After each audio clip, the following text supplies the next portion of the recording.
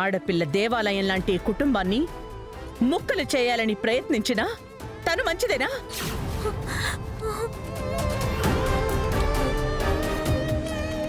ఆ ఆడపిల్ల ఒకటిగా కలిసున్న మనుషుల మధ్య విషాన్ని చల్లినా, బంధాల్ని విడదీయాలని చూసినా అదంతా న్యాయమేనా? కట్టుకున్న భర్తనే కిడ్నాప్ చేసి అతను చనిపోయాడని నట్టింట్లో అందరి ముందు తెల్ల చీరతో వచ్చి డ్రామాలాడే ఆడదాన్ని మీరేమంటారు?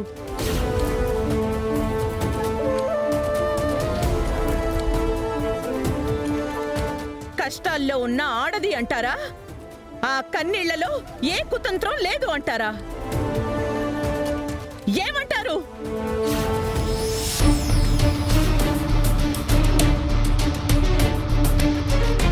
ఏంటని మీరు చెప్తున్నది? ఈ అమ్మాయి చెప్పిన తన వర్షన్ మేము విన్నాం, కానీ ఎందుకు మాకు మీరు చెప్పేది కూడా ఒకసారి వినాలనిపిస్తోంది.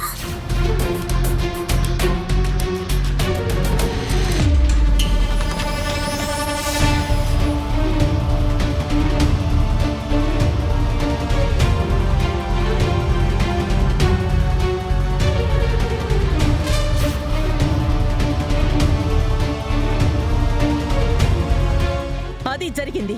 ఏంటి? ఈ అమ్మాయి అంత చేసిందా? అయ్యో లేదండి, నేను అమాయకురాలిని. అవునమ్మా, మా యమ్మి అమాయకత్వం ముందు స్వాతిముత్యం కూడా సరిపోదు. మనసు ఎన్నపూస, గుణము సొత్తుపూస. ఆవిడ ఏ పూసో మాదాపూర్ పోలీస్ స్టేషన్లోని ఎఫ్ఐఆర్ ఫైల్లో క్లియర్గా రాసుంటుంది. వెళ్ళి ఒక్కసారి వెరిఫై చేసుకోండి. మీకు అనన్య గురించి అన్ని విషయాలు క్లియర్గా అర్థమవుతాయి. అక్కర్లేదు నాన్న, నేనే కాల్ చేసి ఇన్స్పెక్టర్ గారితో మాట్లాడతాను. నానా, ఫోన్ ఇవ్వు.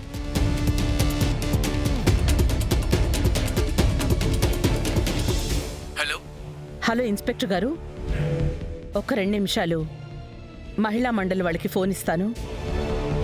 వీళ్ళకి ఏదో ఇన్ఫర్మేషన్ కావాలంట, మాట్లాడండి. అలాగేనండి.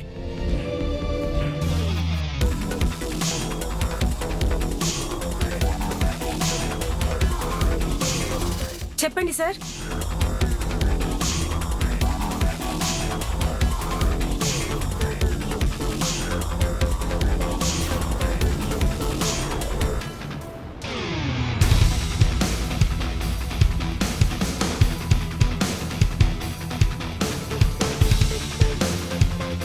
సరే సార్.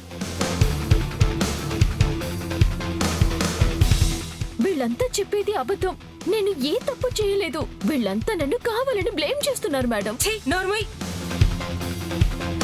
ఇన్స్పెక్టర్ గారు అంత క్లియర్ గా చెప్పాక కూడా ఇంకా ఏంటి నువ్వు చెప్పేది? అసలు నీలాంటి ఆడవాళ్ళ వల్లే మహిళల మీద జనంలో గౌరవం లేకుండా పోయింది.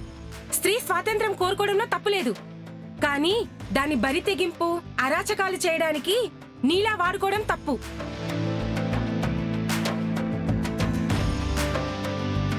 అసలు ఈ ఇంట్లో ఇన్ని ఘోరాలు దారుణాలు చేసిన నిన్ను వీళ్ళేం చేయకుండా వదిలేయడమే గొప్ప అనుకుంటే రివర్స్ లో వాళ్ళని రోడ్డు మీదకి లాగాలని చూస్తావా? సిగ్గుమాలిందానా? అయ్యో అది కాదండి, నేనేం చేయలేదు. నా మాట నమ్మండి. ఏంటి కాదు?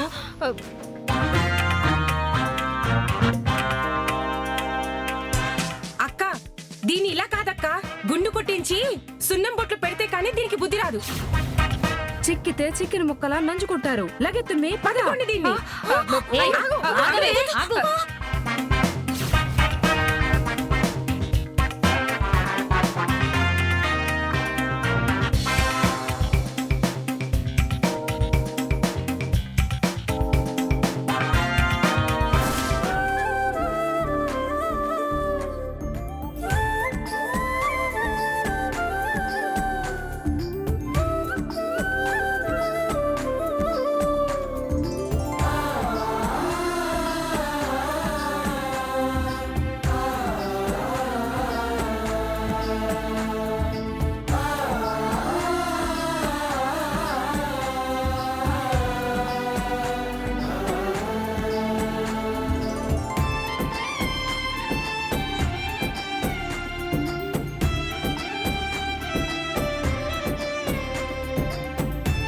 ఆనంద, ఇవాళ అనన్యకి తగిన బుద్ధి చెప్పి ఈ పండుగని శుభంగా ప్రారంభించావు. అవునత్తయ్య గారు, లేదంటే ఇవాళ అనన్య ఏదోలా వచ్చి మళ్ళీ ఇంట్లో తిష్ట వేసేది. హ్మ్. చాలా బలంగా ఫీల్ అయ్యే ఆ మహిళా మండలి వాళ్ళని తీసుకొచ్చింది అనన్య. ఎవరిని తీసుకొచ్చినా ఏముంది రోహిత్, అన్యాయం చెయ్యాలి అనుకున్న చెడ్డవాళ్లకు అడ్డదారులు 100 ఉండొచ్చు, కానీ మంచివాళ్లు నమ్ముకునేది ఒక్కటే దారి. ఆ దారిని కాపాడేది ఆ భగవంతుడు. ఆయన్ని దాటుకుని ఏ దుష్టశక్తి ఎప్పటికీ ఈ గడపలో అడుగు పెట్టదు. అవునానంద, చాలా మంచి మాట చెప్పావు. స్వచ్ఛంగా ఉన్న మనుషుల బంధాల్ని ఎంత విషబుద్ధితో విడదీయాలని చూసినా ఎప్పటికీ అది సాధ్యపడదు.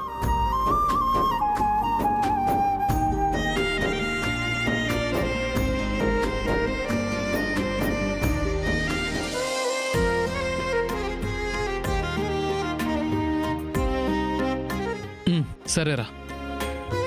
ఏవండి, నన్ను ఆశీర్వదించండి.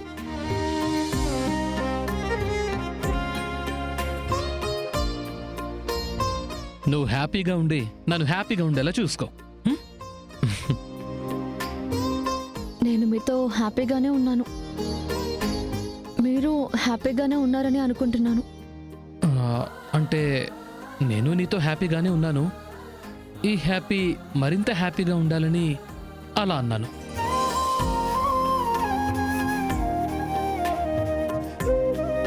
ఇదే మంచి సమయం. శరణ్య మంచి మూడ్లో ఉన్నట్టుంది. ఇప్పుడే నా మనసులో మాట తనతో చెప్పేయాలి. నా గురించి తను ఏమనుకుంటుందో ఏంటో అన్నీ తనతో చెప్పేస్తాను. ఏవండి, ఉగాది నాడు మనం ఎలా ఉంటే సంవత్సరం మొత్తం అలాగే ఉంటాము అంటారు కదా. సో మీకు ఇష్టం ఉన్నా లేకపోయినా మీరంటే నాకు ఇష్టమండి. నా ప్రేమను మీకు జీవితాంతం పంచాలి అని ఆశపడుతున్నాను.